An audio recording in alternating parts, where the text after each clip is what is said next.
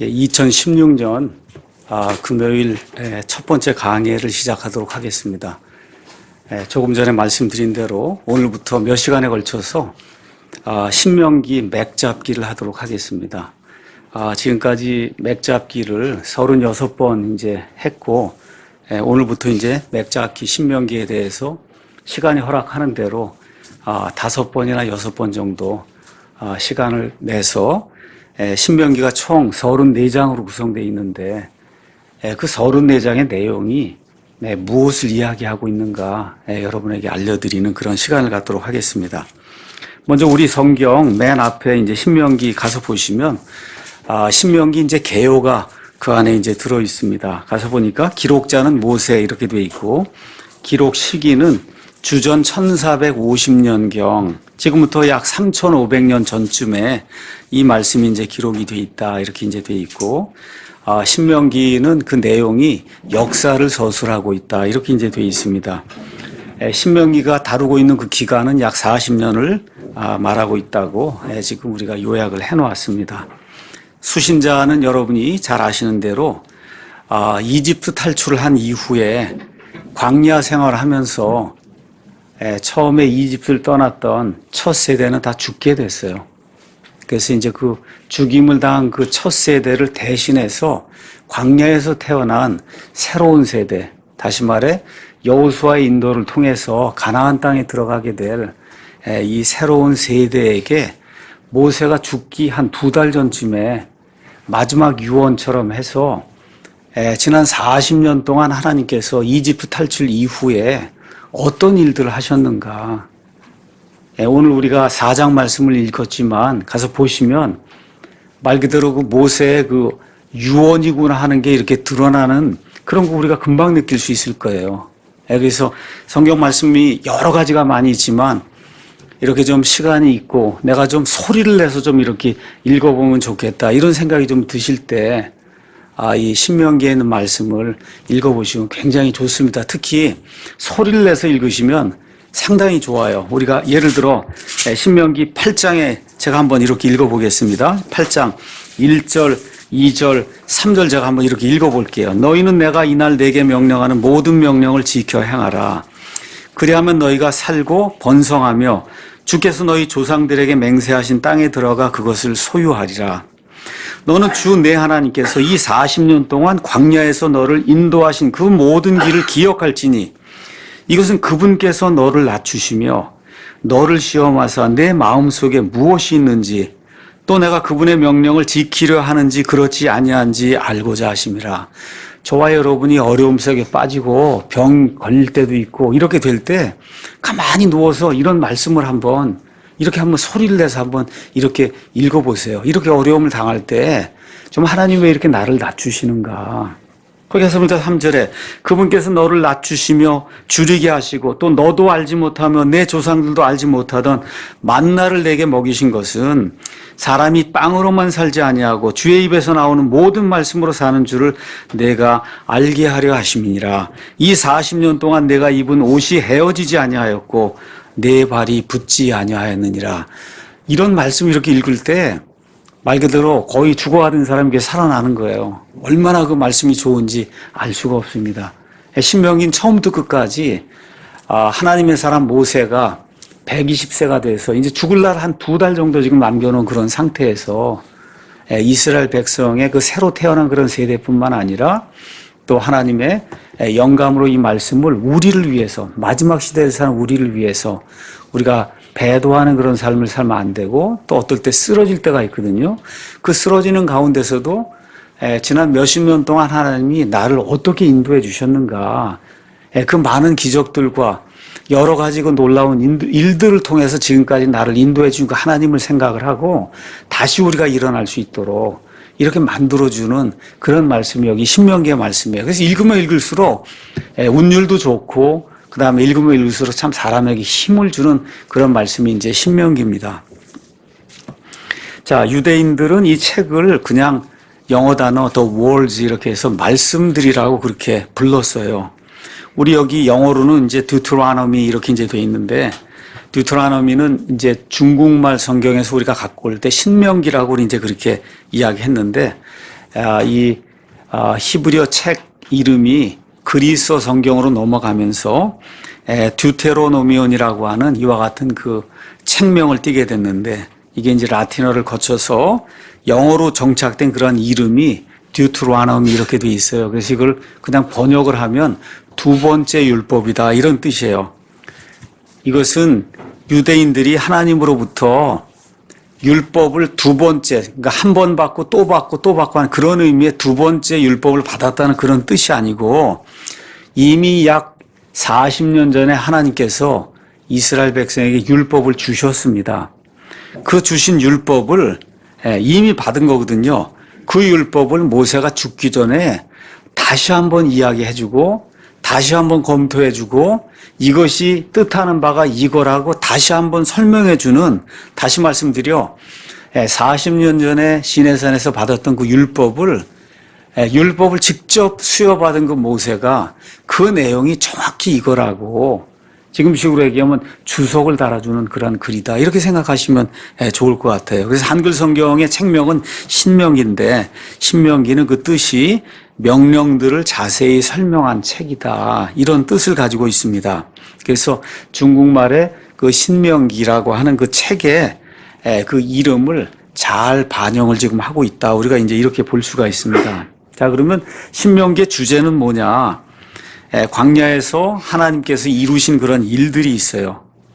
또 하나님께서 왜 광야에서 이스라엘 백성을 40년 동안 이렇게 징계하셨는가? 이스라엘의 불순종 때문에 그렇거든요. 그래서 지금 가나안 땅을 막 들어가려고 하는 새로운 세대에게 지난 40년 동안 광야에서 왜 너희 조상들이 빙빙빙빙 돌다가 40년 동안 도는 가운데 첫 세대가 왜 다 죽었느냐?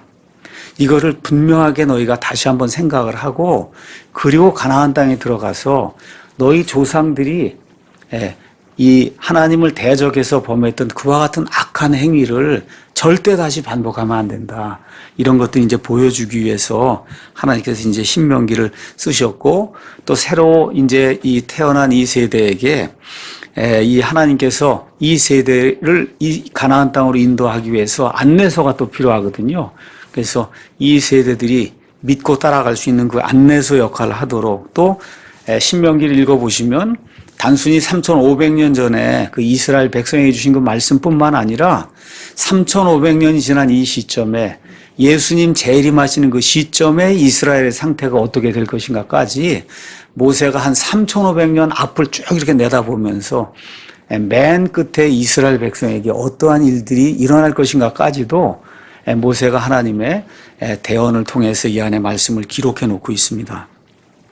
자, 그래서 목적은 성도의 그 믿음의 실현 과정을 살펴보면서 성도들이 구약시대의 이 이스라엘 백성처럼 늘 신실하지 못하다는 거, 그럼에도 불구하고 하나님께서 우리 성도들에게 징계를 주시면서도 항상 신실하게 우리를 인도해 주신다는 거, 이런 것들을 보여주면서 현 세대에서 우리 믿는 사람들이 어떻게 살아가야 되느냐, 그 삶의 원리와 또 앞으로 우리가 가져야 될 미래의 소망, 이런 것들을 이제 보여주시기 위해서 하나님이 이제 신명기를 약 3,500년 전에 모세를 통해서 이제 기록하셨습니다. 그래서 거기 가서 보시면 그 중간에 몇 가지 제가 이제 말씀을 적어 놨어요.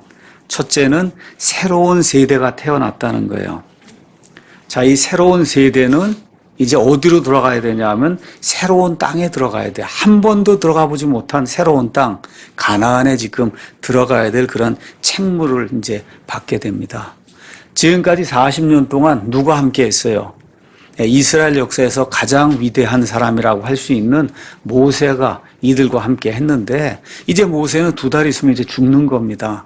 그 이제 누구예요? 새로운 지도자 여호수아가 등장을 하게 되거든요. 그래서 여호수아에 대한 그런 이야기도 그 안에 나오고, 또 지금까지 광야에 사는 동안에 여러 가지 불순종과 또 여러 가지 이제 시련들을 이제 이스라엘 백성이 이제 겪게 됐는데, 이제 광야를 떠나니까 좋은 일이에요. 말 그대로 젖과 꿀이 흐른다고 하는 가나안 땅에 지금 들어가는 건데, 이 가나안 땅에 들어가면 새로운 시련이 또 열리는 거예요. 우리가 지금부터 한 7년 반쯤 전에 송내에서 조그맣게 이제 예배당을 가지고 이제 시작을 하다가 조금 더 늘려서 조금 더 큰 데로 가고 큰 데로 가고 뭐 이렇게 하는 가운데 한 3년 이렇게 지내다가 드디어 여기 이 논현동에 있는 소래 예배당으로 3년 반쯤 전에 왔습니다. 아유, 예배당이 이렇게 크냐 그러고 그렇죠.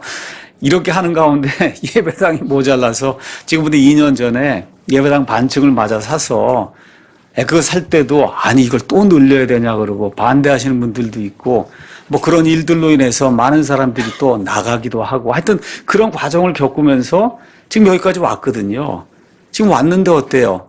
지금 예배당이 또 꽉 찬 거예요. 예. 이렇게 되면서 날마다 어느 면에서 새로운 그 시련 아니면 새로운 도전이 계속해서 지금 생겨나고 있는 겁니다. 이런 것도 우리가 지금 해결해야 돼요. 7년 전에 생각하지도 못한 그런 일인데 그때 600명이 되고 뭐 우리가 건물을 소유하기는 생각도 못한 일인데 지금은 그 일이 우리 눈앞에 지금 현실로 지금 있는데 어때요? 그때와는 달리 또 다른 시련이 또 우리 앞에 도전이 또 우리 앞에 지금 놓여 있는 거거든요. 지금 이스라엘 백성도 마찬가지예요. 40년 동안 그 빙글빙글 광야를 돌았으니 얼마나 힘들었겠어요. 그래서 지금 젖과 꿀이 흐르는 가나안 땅에 지금 들어갈 찰나에 놓여 있는데 그게 좋아할 일만은 아니라는 거예요. 그 안에 들어가면 누가 있어요? 가나안 족속 있잖아요. 그렇죠? 이제 가나안 족속하고 같이 어울려 이제 살든지 뭐 어떻게 하든지 지금 해야 되는데 이게 엄청난 그런 시련이거든요. 이런 새로운 그런 시련들이 있다. 이 신명기에는 여러 단어들이 반복해서 이제 많이 나옵니다. 그 많이 나오는 단어들 가운데 가장 많이 나오는 단어가 땅이라는 단어예요. 그러니까 이제 가나안 땅, 가나안 땅, 가나안 땅 얘기가 굉장히 많이 나옵니다. 153회나 나오고 하나님이 그걸 소유해라, 포제스라고 하는 그런 단어가 65회 나오고 이 가나안 땅을 소유하려면 하나님의 말씀을 들어야 된다는 거예요. 그래서 hear라고 하는, 들으라고 하는 그런 말이 44번이 나오고 44번 동시에 또 뭐가 많이 나오냐? 마음의 문제라는 거예요. 너희가 가서 잘하고 못하는 게 이게 마음의 문제. 44번이나 나옵니다. 마음. 그 다음에 또 어떤 단어가 나오냐? 귀를 기울여야 된다. 그래야 살 수 있다는 말이 한 27번 나오고 그 다음에 하나님을 사랑해야 된다 하는 말이 20번 나와요. 또 기억해야 된다는 말도 많이 나와요. 그러니까 벌써 제가 이런 말들만 이렇게 쭉 종합정리해서 여러분에게 말씀드리니까 이거 신명기 안에 내용이 대충 땅에 대한 거고 그걸 소유해야 되는 거고 그걸 하기 위해서 하나님을 사랑하고 하나님의 말씀에 귀를 기울이고 그렇죠. 하나님의 말씀을 마음을 다해서 듣고 실천해야지 된다 하는 그런 내용이 여기 신명기 안에 들어있구나. 이런 것을 저와 여러분이 미루어서 이제 짐작을 해볼 수가 있습니다. 자, 내용을 제가 여기 나와 있는 대로 잠시 요약을 하겠습니다. 신명기는 시내산에서 처음에 주어진 그 율법을 직접 듣지 못한 새 세대의 출현. 말씀드린 대로 첫 세대는 모세와 함께 이집트 땅을 떠나서 그래서 시내산에 당도해서 하나님께서 율법을 주실 때 그 시내산에 엄청난 위엄을 가지고 내려오신 그 하나님을 직접 눈으로 본 세대예요. 근데 그 세대 가운데 오직 여호수아와 갈렙을 제외하고는 다 죽었어요. 그렇죠? 그래서 광야에서 지금 새로운 세대가 태어났는데 이 세대는 율법을 주실 때 그 하나님의 위대하신가 두려우신 공포 이런 걸 알지 못한단 말이에요. 그렇죠? 그리고 또 이들이 한 번도 밟아보지 못한 가나안이라는 새 땅의 정복과 이제는 유랑 생활을 했어요. 텐트를 오늘 여기다 쳤다가 내일은 저기 치고 계속 돌아다니는 그런 유랑 생활을 했는데 이제 가나안 땅에 딱 들어가면 땅이 분배가 되면서 다시는 옮겨 다니지 않아도 되는 거예요. 이제 정착 생활을 하게 되는 겁니다. 그러니까 이런 모든 것들이 바뀌면서 이 사람들이 지켜야 할 새로운 그런 의무 이런 것들이 이제 생겨나기 때문에 하나님께서 이 모든 것들을 자세히 알려주시기 위해서 영감으로 모세에게 주신 그와 같은 글이 신명기입니다. 그래서 이 글에서 모세는 새 세대에게 과거의 시내산에서 그들의 조상들이 받았던 그 율법, 그 율법을 다시 한번 복습을 시켜요. 이 율법이 도대체 어떤 거냐 다시 한번 복습을 시키고 그 율법에 대해서 주석을 달아주는 거. 이 율법은 이걸 의미하는 거니까 너희가 이렇게 행해야 가나안 땅에 들어가서 성공하고 행복하게 살 수 있다. 이런 것들이 이제 구체적으로 가르쳐주고 그 다음에 가나안 땅에 들어가서 저 젖과 꿀이 흐르는 저 땅을 너희가 소유하며 복을 얻기 위해서는 구체적으로 너희가 어떻게 살아야 된다. 그러니까 지금식으로 이야기하면 구원받은 성도가 이 땅에 이제 몸이 남아있는 동안 어떻게 해야 돼요? 성화의 삶을 살아야 되잖아요. 성화의 삶을 사는데 이왕이면 복된 그런 삶을 살길 원하시잖아요. 그렇죠? 그렇게 하려면 어떻게 살아야 되느냐. 그 생활 규범이 여기 지금 신명기에 이제 들어있는 겁니다. 또 잠시 뒤에 이제 한 2달 있으면 이제 모세가 이제 죽게 돼요. 그래서 이들을 떠날 모세는 이들의 안녕과 복지를 진지하게 갈구하면서 잠시 남은 그 2달이라는 그 시간을 이용해서 그들의 마음판에 하나님이 주신 그 돌판에 기록된 그 율법의 말씀을 그들의 마음판에 어떻게 하든지 내가 새겨줘야 되겠다. 그래서 이 말씀을 이렇게 읽으면은 뭐라 그럴까, 이제 저도 나이가 들고 이렇게 나이가 들잖아요. 그리고 우리 아이들도 생각하게 되고 앞으로 이제 우리 교회가 이 땅에 존속하게 되면 그러면 저를 이어서 또 이 교회를 이끌고 나갈 그런 이 다음 세대가 있잖아요. 이 다음 세대들에게 무언가 꼭 마음속에 지켜야 된다고 넘겨줘야 될 그런 가치가 있잖아요. 이런 것들을 어떻게 하든지 이 짧은 시간 안에 이 사람들에게 알려주기 위해서 지금 모세가 노력하는 그런 내용이 이제 그 안에 이제 기록이 되어 있습니다. 그래서 모세는 자기가 그렇게 남겨주려고 하는 이 하나님의 법, 이게 율법이라고 되어 있는 사실은 그냥 법이거든요. 하나님의 법. 그 하나님의 법이야말로 그 새 세대가 가나안 땅에 들어가서 지켜야 될 순종의 잣대요 또 행복의 열쇠라고 하는 그런 사실을 모세가 꼭 알려주고 싶은 거예요. 너희 가서 행복하게 살려면 하나님이 40년 전에 시내산에서 너희 조상들에게 주신 그 율법, 이 율법에 따라 하나님을 섬기고 하나님에게 경배해야 된다. 이거를 아주 구구절절 정말 애절한 그런 심정을 가지고 지금 모세가 알려주려고 노력하고 있습니다. 그래서 그 일을 이루기 위해서 과거에 이 이스라엘 백성의 조상들이 광야에서 유랑 생활하게 된 그 불순종의 배경을 다시 한번 그들에게 알려주고 이렇게 불순종하면 비록 구원받은 사람이라 할지라도 이 사람들이 다 이집트에서 나올 때 어린 양의 피로 구원받았단 말이에요. 구원받았음에도 불구하고 하나님을 대적하며 하나님께 불순종하는 그런 삶을 살게 될 때 거기서 나온 첫 세대가 다 죽임을 당했단 말이죠. 하나님의 징계가 임한다. 그래서 지금 이 시간에도 구원받은 우리 하나님의 백성이 도를 지나치게 되면 그러면 구약시대 이스라엘 백성에게 임했던 것 같은 그와 같은 심지어 이 생명이 끊어지는 그와 같은 하나님의 징계가 임할 수 있다는 거. 이런 것들 하나님의 진노에 대해서 미리 경고를 해주고 그리고 이제 모세가 이미 알고 있던 사실이 있어요. 그래서 뭐냐면 자기가 처절하게 2달 동안 아무리 얘기를 해도 이 사람들이 거기 들어가면 곧바로 가나안 백성을 결혼하고 가나안 백성이 신을 섬길 거라고 하는 그 사실을 알고 그리고 아예 3,500년쯤 지나서 그래서 예수님 재림하게 될 때야 비로소 너희가 메시아를 찾고 하나님을 온전히 찾을 거라고 하는 그와 같은 예언의 말씀도 모세가 여기에 같이 이제 기록을 해 놓았습니다. 그래서 여러분이 마태복음이 시작되면 마귀가 예수님을 시험하는 그런 대목이 나오죠. 몇 번 시험해요? 3번 시험하죠. 그 3번 시험하실 때 예수님이 마귀를 격퇴하기 위해서 사용한 말씀이 어디에 나와요? 신명기에 나오는 말씀이에요. 신명기. 아까 읽었던 신명기 8장에 나와 있는 말씀. 사람이 빵으로만 살 것이 아니요 하나님의 입에서 나오는 모든 말씀으로 살 것이니라 하였느니라. 신명기에 나오는 말씀. 그리고 또한 율법이 무엇이냐고 묻는 사람에게 율법을 한마디로 정의 내린 게 마태복음 22장 37절에 있습니다. 주 내 하나님을 사랑하고 내 이웃을 내 자신과 같이 사랑하라는 그 말씀. 그게 또 어디에 나오는 거예요? 신명기에 나오는 거예요. 그러니까 율법 전체를 요약하는 그런 말씀이 또 신명기에 나옵니다. 그래서 신약 성경이 27권인데 그 27권 책 가운데 17권이 신명기를 인용하고 있어요.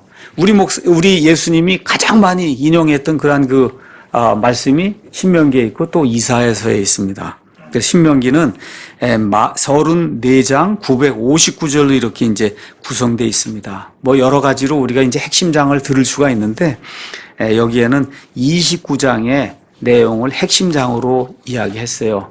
29장의 내용은 보통 신학자들이 팔레스타인 언약이라고 이야기하는 거예요. 팔레스타인 언약.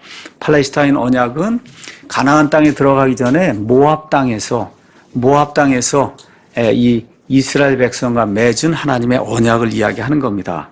그래서 핵심 절은 6장 5절, 거기 가서 보시면 6장은 쉐마라고 하는 그런 이야기가 나옵니다. 들으라, 이스라엘아, 들으라, 주 너희 하나님은 한 하나님이니 라고 이야기하면서 들으라고 하는 말이 나오고, 그게 쉐마예요. 그 쉐마 듣는 그 목적이 뭐냐? 너는 내 마음을 다하고 혼을 다하고 힘을 다하여 주 내 하나님을 사랑하라는 그런 말씀이 6장 5절에 나와 있거든요.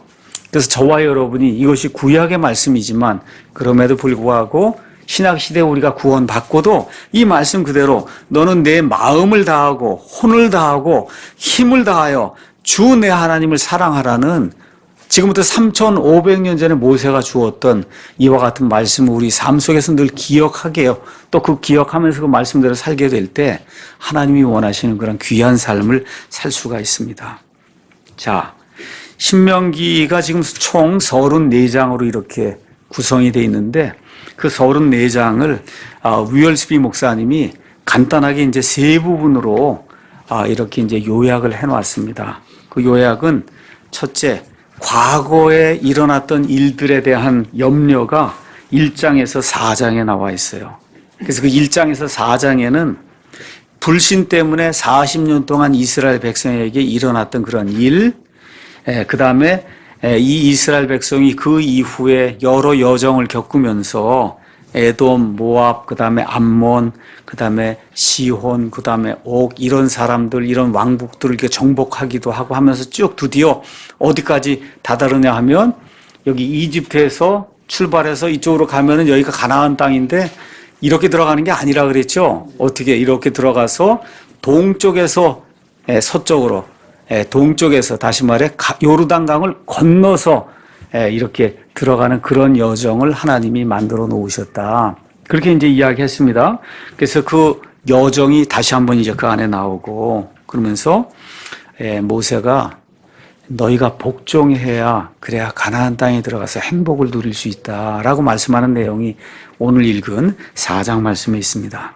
자, 그래서 과거의 것들에 대한 염려가 1장에서 4장에 이제 기록이 되어 있고, 그 다음에 지금 눈앞에 닥쳐있는 실제적인 또 염려가 5장에서 26장에 이제 기록이 되어 있습니다. 그래서 5장에는 출애굽기 20장에 나와 있는 십계명이 그대로 반복이 됩니다.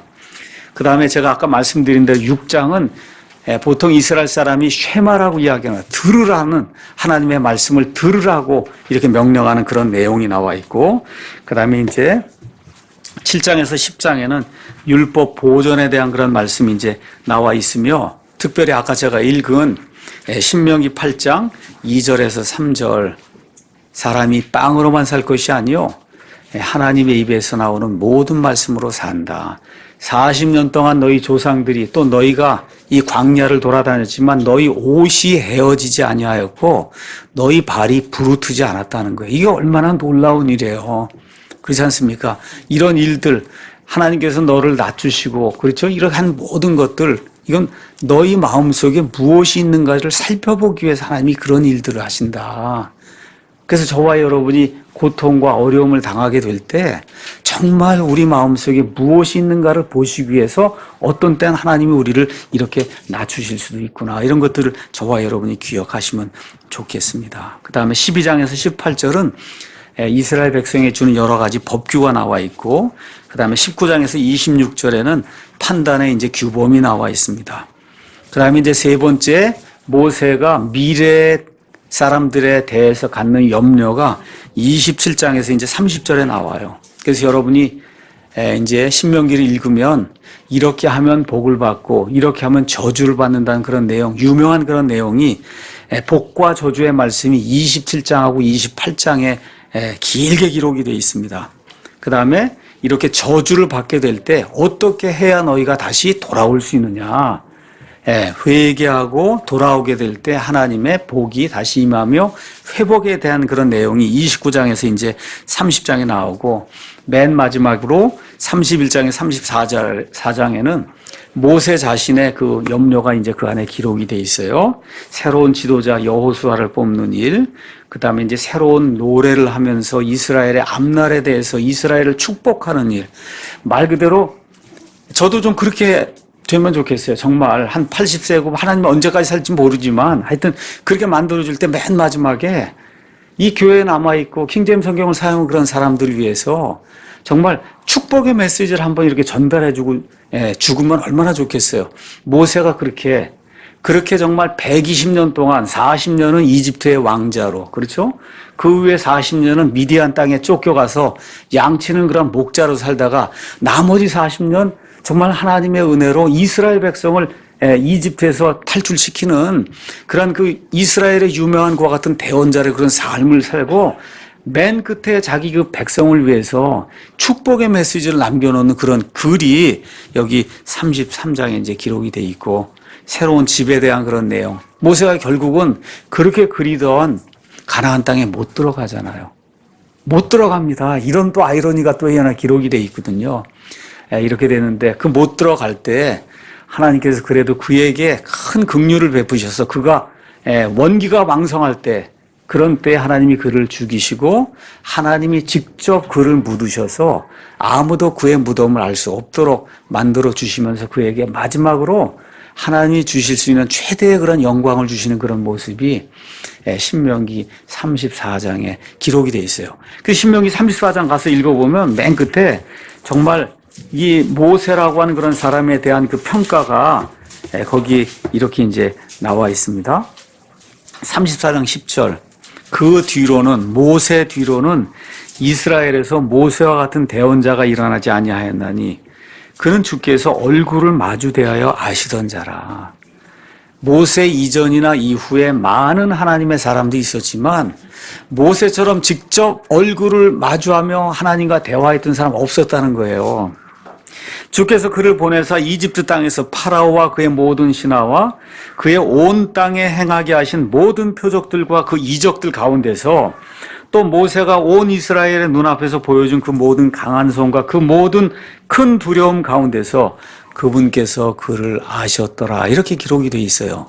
그러니까 하나님께서 그를 보내셔서 많은 기적들을 행하시고 이적들을 행하시고 그렇게 하시는 그 모든 일이 하나님이 아시고 하나님이 그와 함께 하신 그런 일이라고 그렇게 모세에 대해 기록을 하면서 하나님께서 주실 수 있는 최대의 영광을 모세에게 주시는 그런 내용이 이 안에 기록이 되어 있습니다. 그래서 우리가 이제 보통 모세 오경 그러면 창세기, 출애굽기, 레위기, 민수기, 그 다음에 신명기 이렇게 되어 있어요. 신명기 34장의 맨 끝을 하나님이 이렇게 영광스럽게 모세를 위해서 기록을 해 주시거든요.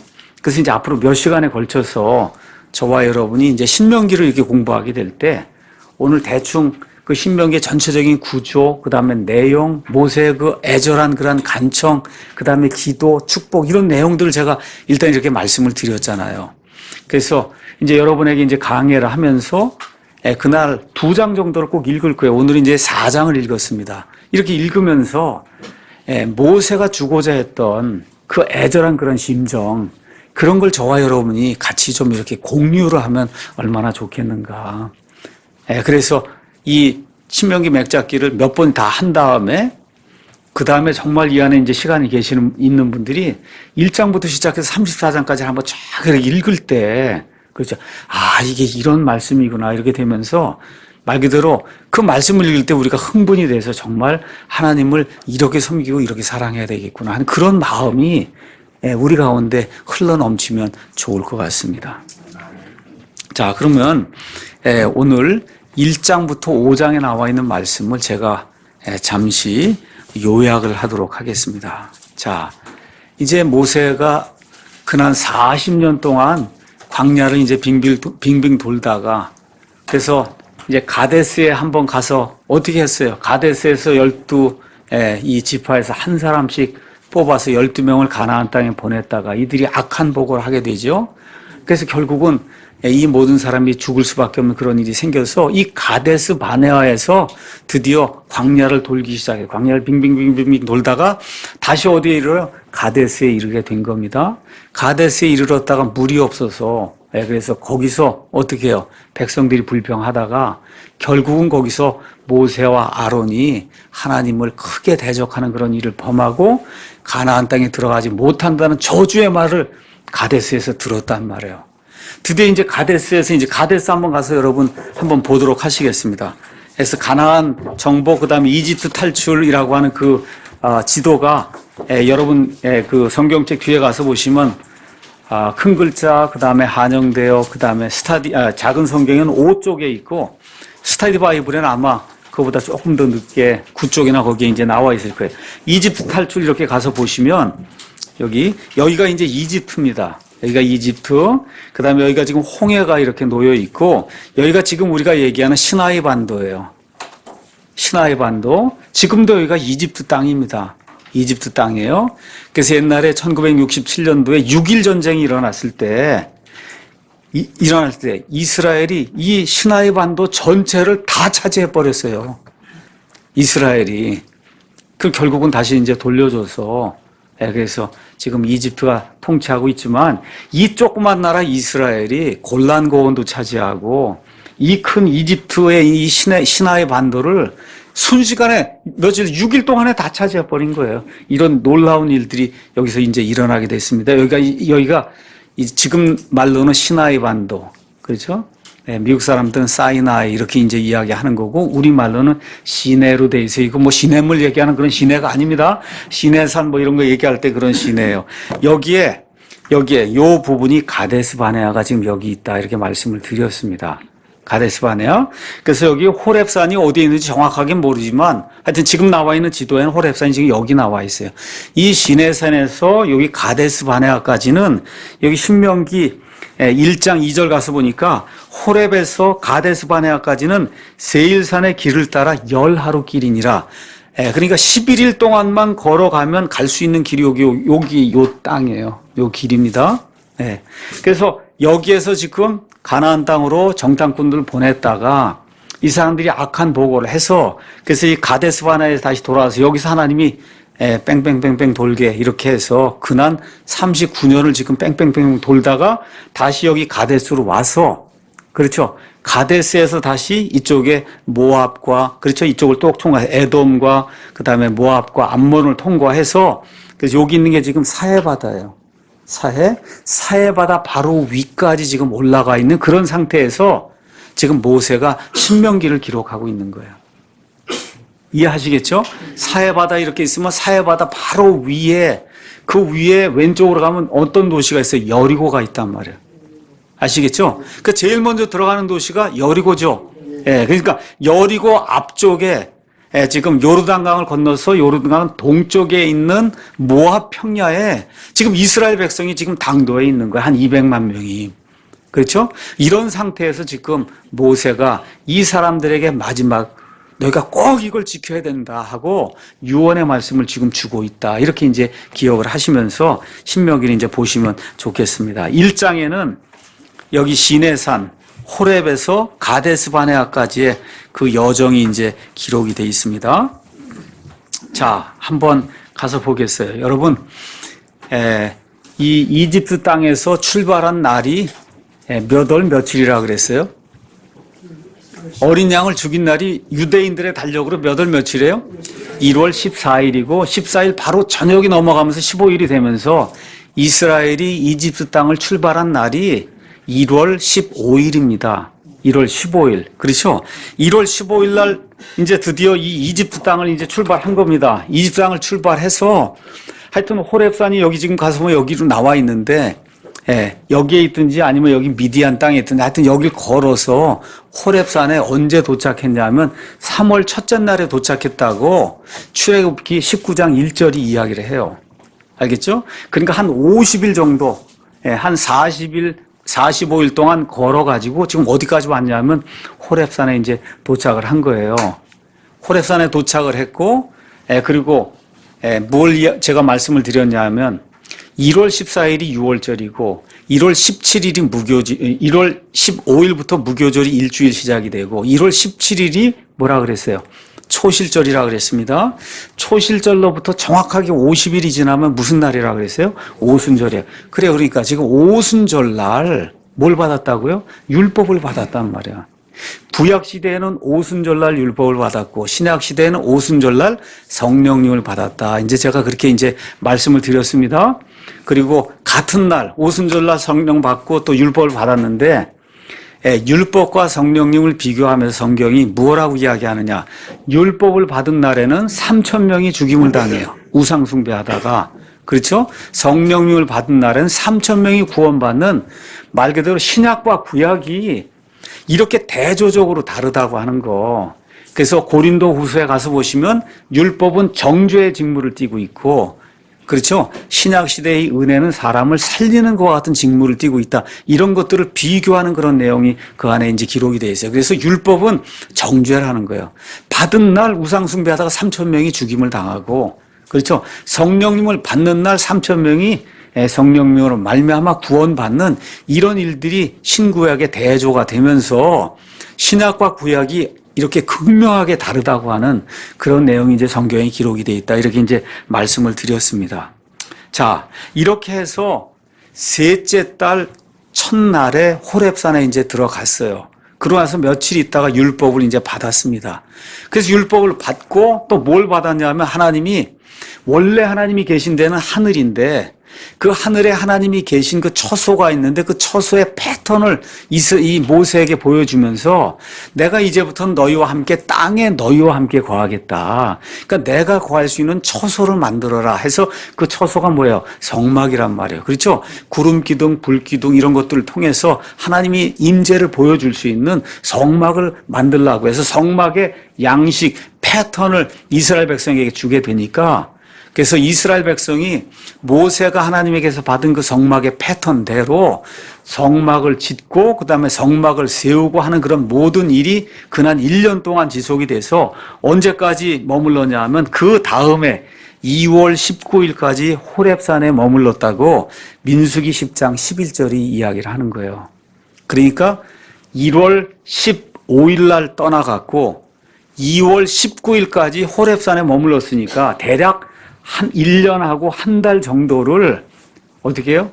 이집트 떠나갔고 시내산에 지금 머무는 겁니다. 이 머무는 동안에 율법도 받고 성막 짓는 것도 다 이제 전수 받고 말 그대로 성막도 다 이렇게 짓고 하나님께 희생예물을 드리고 하는 이런 모든 일들을 다 연습도 하고 이제 완전히 이제 떠날 준비가 될 그때까지 약 1년 1개월이 걸렸다.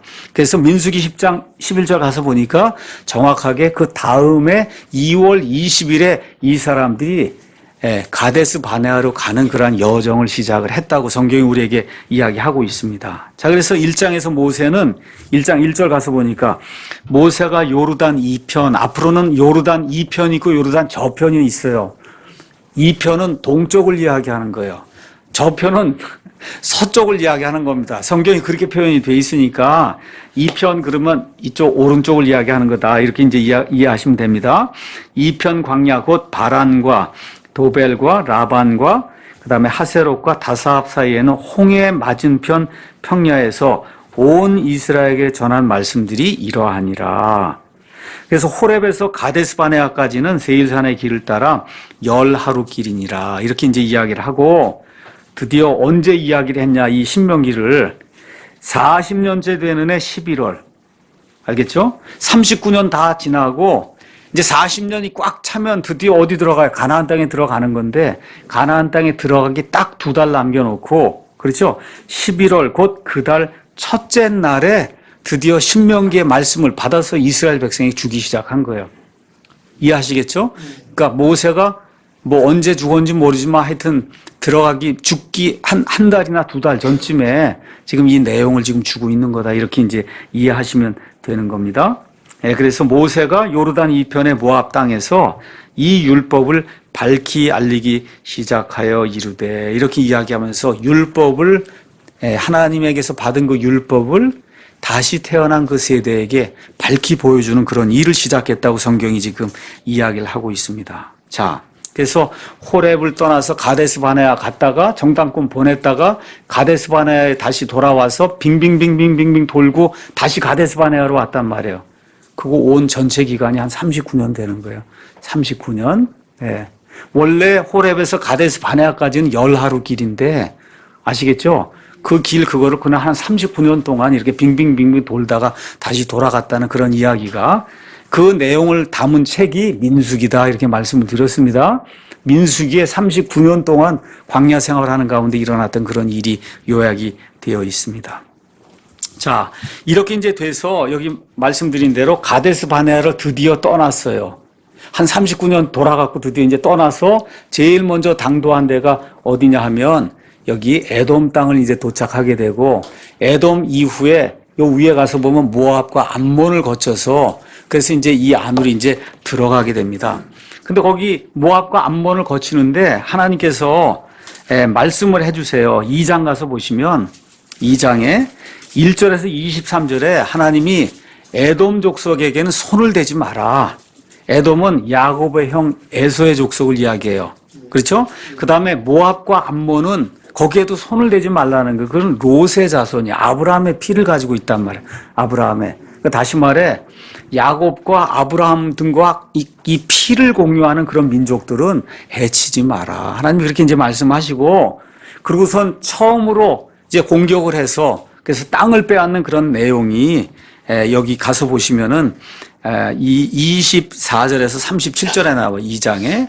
그때 이제 처음으로 공격한 그 사람이 누구냐 하면 아모리 족속 시온이라는 사람이야. 성경에서 앞으로 아모리 족속이 나오면 아모리 족속은 원래 가나안의 7 족속 가운데 하나예요. 근데 많은 경우 아모리 족속 자체가 가나안 족속을 이야기한다. 이렇게 이야기해도 큰 문제가 없습니다. 예를 들어 우리 창세기 15장 한번 가서 보시죠. 하나님께서 하나님께서 아브라함에게 이제 복을 주시고 복을 주신 이후에 그 아브라함의 자손이 낯선 땅에서 400년 동안 낯선 사람들의 종이 되어 그들을 섬기겠다 이런 이야기를 하잖아요. 이런 이야기를 하는 가운데 거기 가서 보니까 16절 쭉 나오면서 그들이 4세대 만에 여기로 다시 오리니 이는 아모리 족속의 불법이 아직 충만하지 아니하기 때문에 이런 데 나오는 아모리 족속은 가나안 족속을 이야기하는 거예요. 하나님이 여호수아의 그 정복을 가서 보면 심지어 가나안 족속은 아이들까지 다 죽이라고 얘기했죠. 그렇죠? 근데 왜 이 일을 하나님이 이렇게 하시느냐. 아브라함이 살던 그 시대에는 가나안 사람들의 그 불법이 정말 아이들까지 죽일 정도로 그렇게 사악하지 않았다는 거예요.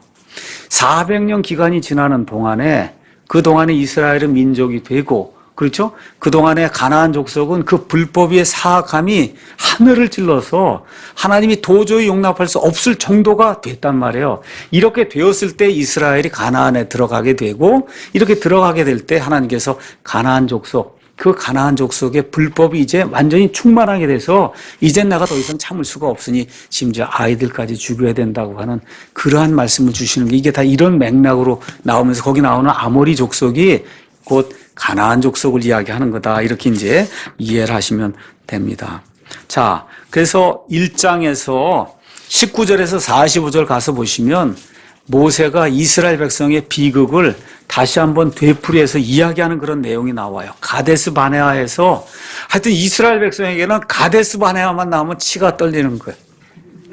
거기서 잘했으면 문제가 안 생겼는데 거기서 12스파이 잘못 보냈다가 악한 보고 했다가 40년 동안 빙빙 돈 그 이야기를 모세가 죽기 전에 안 할 수가 없는 거예요. 이제 2달 남아서 죽을 날이. 그 지금 새로운 세대가 태어났는데 아무것도 몰라요. 철부지야 말 그대로. 어떻게 해야 돼? 너희가 왜 여기서 빙빙빙빙 돌았는지 내가 다시 한번 얘기하고 죽어야 되겠다. 그래서 신명기 시작이 되자마자 그죠? 1장에 19절에서 45절에 가데스 바네아 이야기를 하는 거예요. 가데스 바네아. 그래서 가데스 바네아에서 일어났던 그 일은 민수기 9장에서 14장에 자세히 나와 있습니다. 이 이야기를 모세가 신명기를 시작하면서 아예 그냥 초반부에 꺼내는 거야. 그런데 그 일로 인해서 나도 못 들어가게 됐다, 이 녀석들아. 그 얘기도 지금 37절에 하고 있는 거야. 나도 못 들어가게 됐다는 건 나도 강조를 하고 있는 거야.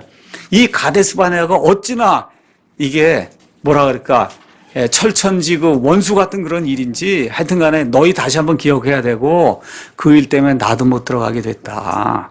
여기까지 이제 이야기를 하면서 38년 동안 이 이스라엘 백성의 그 조상들이 광야를 떠돌게 된 그 배경을 이야기를 하고 있습니다. 그래서 46절에 45절에 너희가 돌아와 주 앞에서 슬피 울었으나 주께서 너희 목소리를 들으려 하지 아니하시며 너희에게 귀를 기울이지 아니했다는 거예요. 그러니까 하나님이 봐주지 않고 어떻게 해요? 그 탐지한 날수 40일에 그 하루를 1년으로 계산해서 40년 동안 그렇게 돌아야 된다. 그래서 이에 너희가 가데스에서 여러 날 동안 거하였나니 곧 너희가 거기 거한 날수대로니라. 해서 약 38년, 39년을 하여튼 가데스 근처 거기서 빙빙빙빙빙 돌았다고 그걸 이제 다시 한번 상기를 시켜주고 그 다음에 2장에는 아까 제가 말씀드린 대로 에돔 족속, 그 다음에 모압과 그 다음에 암몬 족속 이건 다 피를 공유하는 어느 면에서 형제이기 때문에 이 사람들 치지 마라. 거기 지나가게 될 때 내가 너희를 보호해 주겠다. 이렇게 이제 이야기를 합니다. 그러면서 38년의 그 의미를 13절에서 15절이 이렇게 이야기해요. 내가 이르기를 이제 너희는 일어나 세례 시내를 건너가라 하며 우리가 세례 시내를 건넜은즉 지금 모압 땅에 이제 다다르게 됐다는 거예요. 우리가 가데스 바네아에서 떠나 세례 시내를 건널 때까지 기간이 38년이었느니라. 이 38년이 왜 필요했느냐? 마침내 이때 군사들의 모든 세대가 주께서 그들에게 맹세하신 대로 그 군대 가운데서 소멸됐다는 거예요. 모세가 이걸 꼭 밝혀야 되는 거예요. 이 38년 동안 다 죽었다, 다 죽었다, 다 죽었다 이야기하는 겁니다. 참으로 주의 손이 그들을 치사 그 군대 가운데서 그들을 멸하셨으므로 마침내 그들이 소멸되었느니라. 죽었는데 그 죽음 뒤에는 하나님의 손이 함께해서 이 사람들은 어쩔 수 없이 죽을 수밖에 없는 그런 운명이었다고 이야기하는 그런 내용이 그 안에 기록이 되어 있습니다. 3장까지 한 것만 두세 절 더 이야기하고 마치겠습니다. 자, 그래서 이제 이 사람들이 이제 들어가서 여러분이 이제 가서 이 이집트 살출 끝나고 난 다음에 가나안 정복 이 지도를 가서 보시면 가나안 정복이 6쪽에 이제 나옵니다. 6쪽에. 자, 그래서 저 밑에 있는 에돔을 지나고 그 다음에 어딜 지나요? 모압과 그 다음에 암몬을 지나서 여러분이 여기 가서 보면 이게 사해입니다. 사해의 북쪽으로 조금 올라가서 오른쪽으로 가면 거기에 있는 그 땅이 아모리 족속 시온이라고 하는 사람이 소유했던 그런 땅이에요. 그래서 이 땅을 누가 빼앗아요? 모세가 빼앗은 거예요. 이 땅은 여호수아가 빼앗은 게 아니야. 모세가 빼앗은 거예요. 이거 빼앗은 이후에 저 위로 올라가면 이쪽에 또 누가 살고 있냐 하면 바산이라는 그런 지역인데 그 바산에 거인이 살았어요. 그 거인의 이름이 옥이에요. 옥. 그래서 그 옥이 살고 있는데 그 옥이라고 한 사람이 3장에 가서 보니까 1절에서 11절 쭉 옥에 대한 그런 이야기가 나오는데 옥이 잠자던 침대의 길이가 나와요. 그 침대의 길이가 11절 가서 보니까 사람으로의 큐빗으로 재면 그것의 길이가 9큐빗이라는 거예요. 사람의 큐빗이 얼마냐면 0.45m예요. 그러니까 침대가 0.45 곱하기 9 정도 되니까 침대 길이가 한 4m 됐으니 적어도 한 3m, 3m 50 정도 되는 사람이 거기서 잤단 말이에요. 그래서 그 바산왕 옥이 거인들 중에 남은 자 중에 하나였다. 그렇게 이야기를 하고 있습니다. 이와 동시에 또 이 모세가 또 뭘 기록하고 있느냐. 2장 가서 여러분 한번 가서 보시면 암몬 자손 이야기가 나오는데 20에서 21절 가서 보시면 암몬 자손이 살던 땅도 거인들의 땅이었다고 거기 성경이 그렇게 이야기를 하고 있습니다. 옛날에 거인들이 그 안에 거하였으므로 사람들이 그곳 또한 거인들의 땅으로 여겼으며 암몬 족속은 그들을 삼순 족속이라 불렀느니라. 그 백성은 크고 많으며 누구처럼 키가 커요? 아낙 족속처럼 키가 컸으나 주께서 암몬 족속 앞에서 그들을 멸하셨으므로 암몬 족속이 그들의 뒤를 이어 그들 대신 하나님이 암몬 족속을 대신해서 그들을 멸했다는 거예요. 자, 창세기 6장에 나와 있는 말씀 잠깐 보겠습니다. 창세기 6장 가서 보시면 노아의 대홍수가 일어난 배경이 나오는데 그 홍수가 일어날 때 이 땅에 누가 살았다 그래요? 거인들이 살았다고 이야기가 나옵니다. 4절에 당시에 땅에는 거인들이 있었고 그 뒤에도 있었으니 곧 하나님의 아들들이 사람들의 딸들에게로 들어와 그들이 저들에게 아이들을 낳았을 때더라. 그러니까 노아의 홍수 이전에도 거인들이 있었고 노아의 홍수 이후에도 거인들이, 지금 여기 암몬 족속이 빼앗은 그런 땅에 살던 삼슴 족속도 있고 또 지금 가나안 땅에 들어가니까 누가 있어요? 아낙 족속도 있고 나중에 다윗 시대에 가니까 블레셋 사람들 가운데 누가 있어요? 골리앗도 있고 이런 거인 족속들이 홍수 이후에도 살아남아서, 그렇죠, 살아남든지 아니면 하나님의 아들들이 다시 그와 같은 일을 해서 그래서 거인들이 살아남았다고 하는 그런 내용이 이제 성경에 기록이 되어 있습니다. 자, 이렇게 돼서 드디어 이 이스라엘 백성이 요르단 동쪽에 있는 모든 땅을 이제 차지하게 된 거예요. 이 땅을 차지하고 이 땅을 누가 원했느냐? 이스라엘의 12지파 여러분 가서 8쪽에 가서 보시면 12지파 그 땅이 이제 배분이 나오는데 가서 보니까 시온의 땅은 여기 가서 보니까 르우벤이 차지하고 그 위에는 갓이 차지하고 맨 위에 있는 것은 므낫세 반지파가 차지해서 그래서 두 지파하고 반지파가 요르단 동쪽에 있는 이스라엘 백성의 땅을 차지하게 됐다. 그렇게 제가 말씀을 드렸어요. 그 말씀을 드리면서 모세가 이들에게 분명하게 얘기했죠. 너희가 무장을 하고 여기 이 왼쪽에 있는 땅에 들어가서 너희 모든 지파들이 가나안 땅을 다 차지할 때까지 이들을 도와야 된다. 그 이후에 너희가 다시 요르단강을 건너서 이 땅으로 들어가서 살 수 있다. 이렇게 말씀했고, 그리고 이 지파들이 그 명령에 순종을 했습니다. 한 가지만 제가 여쭤볼게요. 이 땅에는 뭐가 많다 그랬어요? 여기. 뭐가 많길래 르우벤 족속, 갓 족속, 그 다음에 므낫세 반지파가 우리는 이 가나안 땅에 안 가고 여기서 살겠습니다 하고 얘기했어요. 뭐가 많다 그랬어요? 풀이 많다 그랬습니다. 풀이 많아서 가축을 키우기에 아주 좋은 그와 같은 땅이기 때문에, 그래서 르우벤 지파, 갓 지파, 그 다음에 므낫세 반지파에게 가축이 많았기 때문에 이 땅을 달라고 하는 그런 내용이 이 안에 이제 기록이 돼 있고, 바로 요 땅이 요 위에 있는 요 지역이 지금도 이름이 남아있어요. 이름이 골란고원이에요, 여기가. 아시죠? 골란. 이 시리아하고 이렇게 맞닿아 있는 골란고원이 바로 여기에 이제 놓여 있습니다. 그래서 오늘 여기 3장까지 이제 해서 3장까지 나와 있는 내용을 여러분에게 잠시 말씀을 드렸습니다. 여기까지 하도록 하겠습니다.